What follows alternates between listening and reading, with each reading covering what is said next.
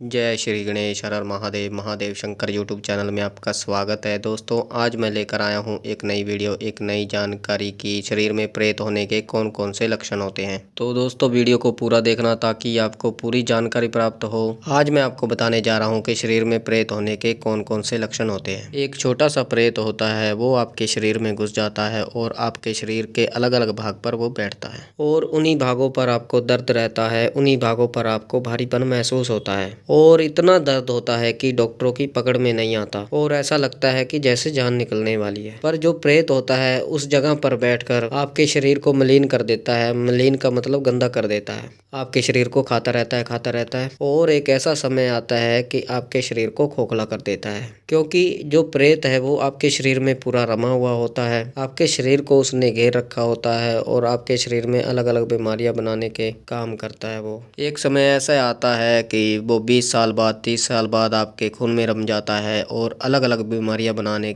में सक्षम होता है। जैसे टीबी जैसी बीमारियां, शुगर जैसी बीमारियां वो बनाने में सक्षम हो जाता है और हार्ट अटैक तक का ये कारण प्रेत बनता है। अधिकतर डॉक्टरों की पकड़ में ये नहीं आता। आप डॉक्टर के पास जाते हैं, आपको एडमिट कर लेते हैं, एंटीबायोटिक चला देते हैं, आपको ग्लूकोज चढ़ा देते हैं और उसके बाद बोलते हैं कि रिपोर्टों में कुछ नहीं आया, पर दर्द जो है वो बना रहता है। लास्ट में जब डॉक्टरों को समझ में नहीं आता तो वो एक चीज बोलते हैं, साइकोलॉजिक कोई चीज बोलते हैं। जैसे ये दिमाग में टेंशन ज़्यादा लेते हैं, ये परेशान रहते हैं, कोई परेशानी है इनको या दिमाग में कोई इन्होंने बात रख रखी है जिसके कारण ये परेशानी इसको हो रही है। और अब आप एक बात बताइए, अगर किसी को दर्द हो रहा है, किसी हिस्से पर दर्द हो रहा है, तो उसकी टेंशन का उस दर्द से क्या कनेक्शन है? शरीर का दुबला पतला हो जाना, कमजोर हो जाना, चलो ये तो मानते हैं कि टेंशन के कारण हो जाता है, पर एक जगह भयानक दर्द होना, वो भी रुक रुक के होना, अब हो गया फिर थोड़ी देर बाद हो गया, तो ये टेंशन का इससे क्या संबंध होता है? तो जो बड़े बड़े डॉक्टर हैं वो हाथ जोड़ लेते हैं, पर वो अपनी गलती नहीं बताते कि हमारे बस की बात नहीं है, हमारे हाथ में नहीं है। पर जो प्रेत होता है वो ही सारे खेल जो खेल रहा होता है। प्रेत आपके कंधों पर बैठता है, सिर पर बैठता है, आपके घुटनों पर बैठता है, हाथों पर बैठता है, जो महिलाओं का पेड़ू होता है उस पर बैठता है, जहाँ बच्चेदानी होती है वहाँ बच्चेदानी पर बैठता है। जो गंदे प्रेत होते हैं वो बच्चेदानी पर बैठते हैं और जो प्रेतनी होती हैं, भूतनियाँ जिन्हें कहते हैं, जिन्हें चुड़ैल भी कहते हैं, वो होती हैं। और ये जो प्रेत होते हैं ये चौक चौराहे से लग जाते हैं कई बार। जैसे आप मेहंदी लगा कर आ रहे होते हैं, मिठाइयाँ लेकर आ रहे होते हैं, या फिर किसी दुल्हन को हल्दी लग रही है, आप आ रहे हैं चौराहे से तो वहाँ से लग जाते हैं। ये सभी को नहीं लगते, क्योंकि हजारों लोग चौराहा पार करते हैं, हजारों लोग वहाँ से निकलते हैं। ये सभी के साथ ऐसा नहीं होता, सभी को ये प्रेत नहीं लगते। देखिए, क्योंकि ग्रहों का भी खेल होता है, किस्मत और ग्रहों का खेल होता है। जो आपके कर्म होते हैं वो कर्म आपको भुगतने होते हैं, और जो कर्म भुगतते हैं आप, वो बीमारियों के द्वारा भी भुगतते हैं, आपके रिश्ते खराब हो जाते हैं उसके द्वारा भी आप भुगतते हैं, और साथ ही किसी प्रेत के द्वारा भी आप भुगतते हैं। कई साल हो जाते हैं घूमते घूमते भक्तों के पास, तांत्रिकों के पास, बाबाओं के पास, लेकिन आपको कोई ऐसा व्यक्ति नहीं मिलता जो आपकी समस्या का समाधान कर सके, आपके समस्या का निवारण कर सके। तो ये सब आपके कर्मों का खेल होता है। यानी जब तक जो आपके गलत कर्म है वो पूरे नहीं होते, जो पाप आपने कर रखे हैं जैसे पिछले जन्म में कोई, तो वो जब तक पूरे नहीं होते तब तक आपको ये भुगतना पड़ता है। तब तक आपको एक सही व्यक्ति नहीं मिलता और तब तक आपको उन कर्मों का भोग है जो वो भोगना पड़ता है। और जो प्रेत होता है वो शरीर में अलग अलग जगहों पर बैठता है, और कंधों पर बैठता है, आपके पैरों पर बैठता है, घुटनों पर बैठता है, पेट नाभि पर बैठता है, बच्चेदानी पर बैठता है। और ये जो प्रेत है, जो महिला होती हैं, उनके बच्चे को ये खराब करने में सक्षम होता है, और सबसे बड़ा कारण यही होता है। आपने देखा होगा कि 3 महीने तक बच्चे को बहुत ज्यादा खतरा होता है। 3 महीने में बच्चा पूरा बन जाता है, और 3 महीने में ही जो ये प्रेत होते हैं बच्चे को खराब करने की पूरी कोशिश करते हैं। जैसे आपको सुगंध आती है, सब्जी रोटी की सुगंध आती है, मिठाइयों की सुगंध आती है,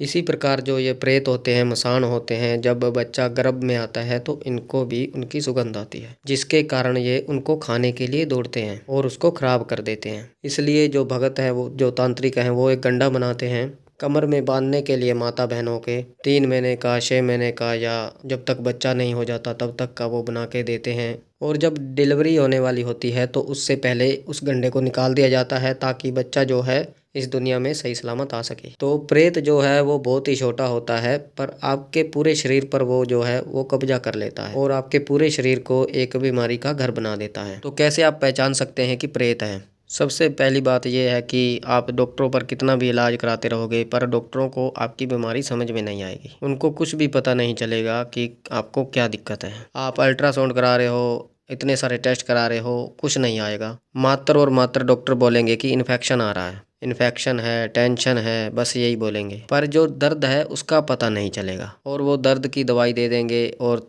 थोड़ी देर बाद आपको फिर से दर्द शुरू हो जाएगा। तो जो डॉक्टर हैं वो इस चीज़ को वो नहीं पकड़ पाएंगे। ये पहला लक्षण होता है, क्योंकि डॉक्टर उस चीज़ का इलाज नहीं कर पाते हैं। और दूसरा लक्षण होता है कि आपको बहुत भारीपन लगता है जहाँ पर प्रेत बैठता है। जैसे सर पे बैठेगा तो सर भारी रहेगा, कंधों पर बैठेगा तो कंधे भारी रहेंगे, घुटनों पर बैठेगा तो आपसे चला नहीं जाएगा, आपके पैरों में दिक्कत होगी, दर्द होंगे। तो ये दूसरा लक्षण होता है प्रेत का। तीसरा लक्षण होता है, आप इस चीज़ को नोटिस करना, अगर वो व्यक्ति जिसके ऊपर प्रेत है वो सफ़ेद चीज़ खा लेता है, जैसे सफ़ेद चावल, खीर, दही खा लेता है, जैसे सफ़ेद कोई मिठाई खा लेता है, या मेहंदी लगा लेता है वो व्यक्ति, या हल्दी का लेप लगा लेता है वो व्यक्ति, तो उस व्यक्ति को पीड़ा बहुत ज़्यादा होने लगती है।